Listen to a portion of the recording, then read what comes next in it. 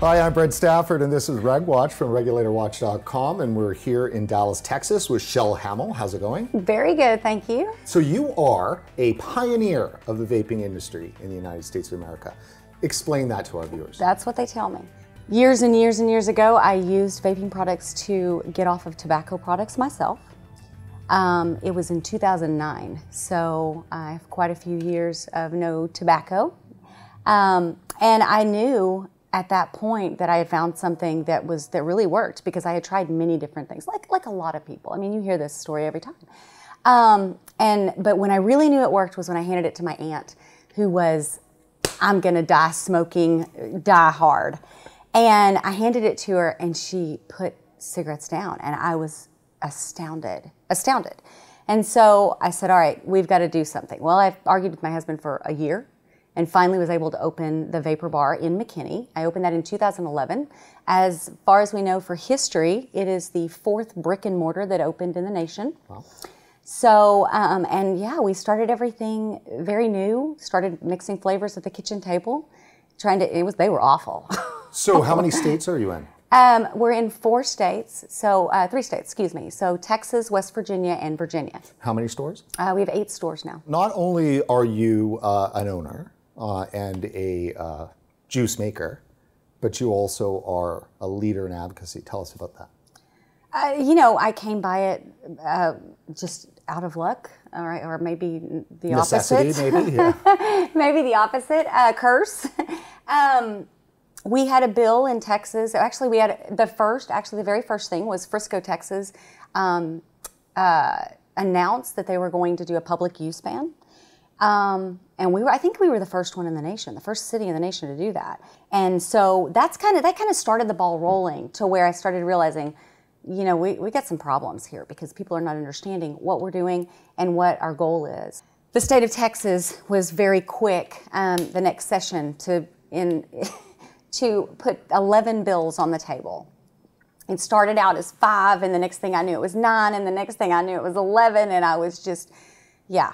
So we had, at the time I was in SFATA. For our viewers, explain what SFATA is. Oh, SFATA is Smoke-Free Alternatives Trade Association, and back then it was the only organization that generally helped the small businesses to fight bills, to understand regulation, legislation, you know, all of these different things that we didn't even think was really going to come down, but of course it did. So they helped you in Texas, and obviously you must have had some success.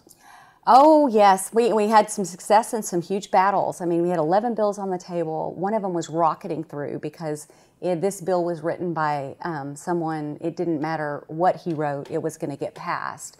And so we had no choice. And frankly, there was only one person at the negotiation table, and that was us, thankfully. So we did get to negotiate the bill. And at the time, there were no bills in the country yet that had gone through. Texas was the first one. And everybody was up in arms and it ended up being a minor prevention law. However, it did have some significant, disciplinary actions in the event that those things happened. So everybody was up in arms that we actually, allowed the law to go through. I didn't have a choice. It was going to go through really, really, really, really ugly, or it was going to go through with us at the table. And so, but then of course, after that, the other ones started coming out with the taxation and this, that, and the other. And so ours looks really pretty now, but I mean, it was a hard fight. So you're operational in Texas, though, after it's all said and done? Yes, oh yes, and everyone is, I think, in Texas is fairly comfortable and understands the law, and it's fairly easy to. So that's a win. There hasn't been a lot of wins in the U.S., has there? No, and unfortunately, we're getting it at all sides. If you don't get it from the city, you get it from the state. If you don't get it from the state, you get it from the health department. If you don't get it from the health department, I mean, it is coming from all sides. And so it's a fight constantly, and you have to be on your toes. You have to be on your toes because at any point, a government agency of some sort can be in your door. And if you're not on your toes, you can get caught completely unaware. And that's what we don't want, because anything that happens inside these shops affects these customers. And affects these customers, we take away a smoker who needs this as an alternative method. So that's the way I look at it. So the groups that are out there to help in the fight, provide our viewers a map of the advocacy landscape. What are the groups out there at a national level that are working on their behalf? Okay, so you have VTA, you have SFATA, you have AVA, and you have CASA. And for the most part, you have AEMSA. And for the most part, all of these are your main groups. There have been a couple of them that have cropped up but fallen away. Those are your core groups. And what does each one of them do? What's their responsibilities and roles? So VTA and SFATA and AVA, for the most part, generally help the businesses, the small businesses, to thrive in this legal and legislative arena, and help to kind of facilitate how to fight, how to come together and in a state or in a city or whatever the case may be. CASA is more for consumers, so they're going to reach out to the consumers when there's a bill that has been introduced inside a state to get them, engaged, send in letters or what have you. And then AEMSA is a standards organization, so they have legislative efforts as well, mainly at the federal level though. You're not going to see them much in the states, and they are for e-liquid standards and trying to create those standards within our industry rather than the FDA taking the helm. So you're involved nationally. How is that, and how does it look nationally? A big question mark. I'll be honest with you. I think that everyone is trying to find their way right now. The Cole Bishop Amendment did not go through. So that left a lot of people to try to figure out a different route now. And aside from it being extremely depressing and the industry a little wayward, I think that everybody's just trying to find their way. So Cole Bishop, explain to our viewers what that was and what happened to it. Very briefly, Cole Bishop is the amendment that was attached to the omnibus bill, which would help us to move the predicate date that is in the Tobacco Control Act. That would allow vapor products to stay on the market prior to 2016. That would allow them to stay on the market without going through a PMTA, which is a pre-market tobacco application, which inevitably would put every vapor shop and manufacturer out of business because it's too expensive. Right. So basically, the FDA deemed vapor products to be tobacco products. It did. Tobacco products have to go under this enormously stringent process to bring new products on the market. Right, because they're modeling it after tobacco. Right. Sure. So Cole Bishop, from what I understand, is what it would have done is said any device that was on the market before August 8th, 2016, correct, which is when the rule went into effect, would be able to stay on the market. Correct. But now it would have some regulations too. Right. I know it would have to jump through some hoops, but some that are doable for the industry. But nothing with regard to products, which is devices and e-juice, after 2016. Correct. Everything would have to go through a P-market tobacco application. So that same owner's process. Yes. So why was Cole Bishop considered a fix, a valued thing? Well, I mean, I consider it was a Band-Aid. It was something to hold that door open so that we could have a future moving strategy, And at the time, it was necessary. It is necessary still, because if we don't have that, then we can't even be on the market. So we were going to change the predicate date. The thought was to change the predicate date and then start with that forward-moving process from there with innovation and working on the ones, forward-moving. But how could you do innovation, because anything after 2016 would have to go through the owner's process? Correct. So isn't innovation really a misnomer? Absolutely, it is. I mean, and as I said, as long as those were on the market, we would at least have something that could help the tobacco user to be successful with this as an alternative versus not having anything at all. And so I think that was the thought. And we were, the FDA has told us that they cannot change that predicate date, that it has to be legislatively done. And so that was the first step. And then, of course, several after that, we would hope, would come to the table. But how could it have been the first step when Cole Bishop was first formulated 3 years ago, and then 2 years ago there was the push to get it into the budget, and that failed, and then this time apparently it was really close, it was almost there, it was in, but then got dropped.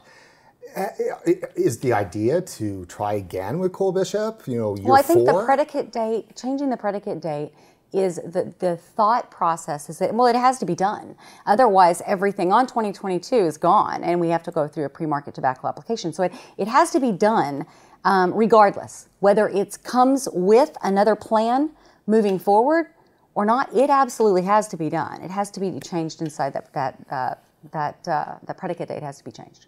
So from our perspective at RegWatch, we covered some other initiatives that were non-Cole Bishop related last year. And, you know, we're fine, we're big boys. You know, we received a lot of pushback from many of the groups that you were mentioning. Do you think that there was an inordinate amount of pressure to push people's, you know, advocacy, energy into Cole Bishop to the exclusion of any other option?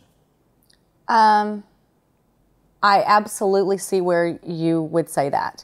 And I did think myself that, yeah, I mean, it was pushed very hard. I mean, the short way to ask that question is, did the industry put all of their eggs in one basket? I think that, yes, they did. And I think the reason they did that, or the reason that I was given that was done, is because they wanted everyone to focus and have their congressman. We felt like there was not as much engagement as we wanted from the industry. So if we pushed Cole Bishop as hard as possible, then hopefully that would engage other people to call their congressman and get them involved. That way we could have that passed, meet that first step, and then continue from there. I see where you're going though, because I felt the same way, that we could work a couple of avenues. And I feel very certain that we probably could have gotten the same people to be engaged in different avenues as well.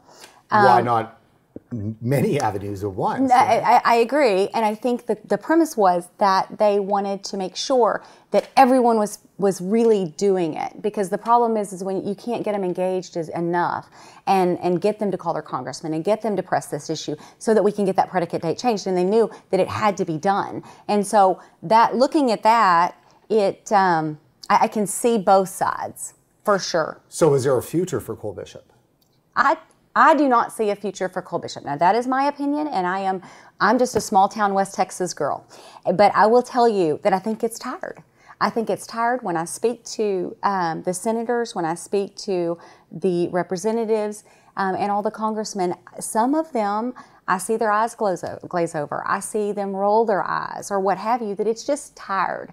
And there needs to be a different approach. There needs to be a different answer. So you bring up congressmen. Yes. I mean, Congressman Duncan Hunter has a bill. Right, absolutely. What's going on Support with that? Support it. Oh, that's my side. Okay, that's my position, is to support it. And the reason why is I don't want some other, congressman coming up and going, man, I'm not going to help you. Look what you did to this guy. And not only that, we need everything we can get. We need the help. Now, I have to ask, though, with regard to Duncan Hunter's bill, there has not been a lot of support for it in the last year and a bit. Yeah. Why is that? I think a lot of it has to do with, well, there's a lot of reasons. I mean, there's a lot of bad publicity out there that helps. About the congressman? Yes, yeah, that keeps people, makes them a little gun shy, and I can understand that. There is also the fact that everybody wants to push that Cole Bishop, and they draw that attention away from that. There's a lot of reasons, but you should still support it. You should still support, the bill, because it doesn't matter. And the bill does need some help. I mean, it needs some tweaking, of course, and it needs some industry initiative to get in there and really dig into the bones of that bill and work together to create a bill that everybody really loves, because it's a forward-moving bill, and I like that. So beyond some of the challenges that there might be with Congressman Hunter, What's holding the vaping industry back from fully getting behind it? I don't know that there's anything in particularly holding the industry back, except for just not the push. You don't have that push like you did with the Cole Bishop and those things like that. So you're missing that. But understand that that bill can be with another congressman. It can be, it is a good basis, a good foundation to build upon. So I think the big question that a lot of people have that aren't plugged in like you are is, out of all those groups you talked about and mentioned, who's doing the negotiation right now with the FDA?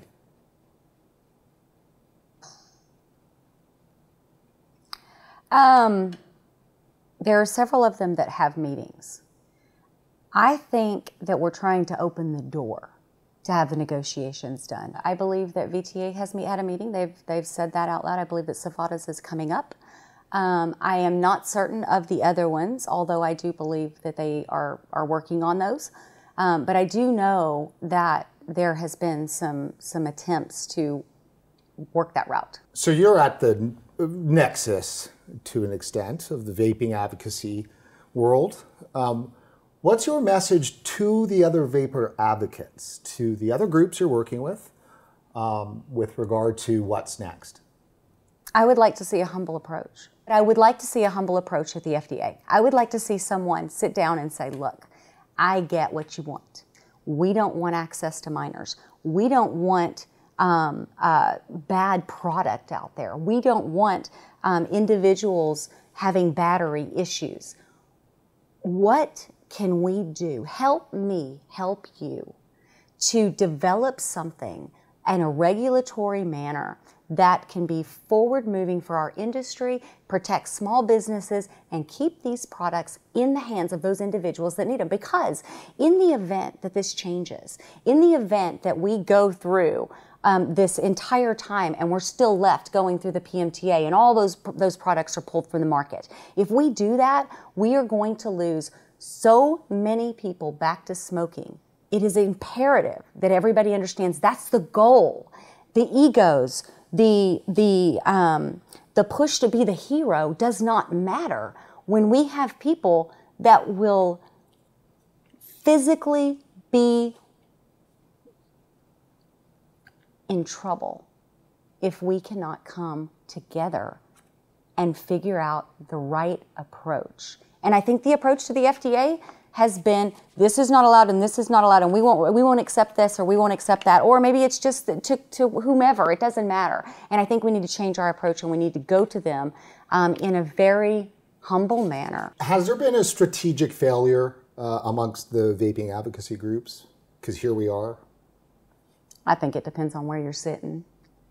And for me,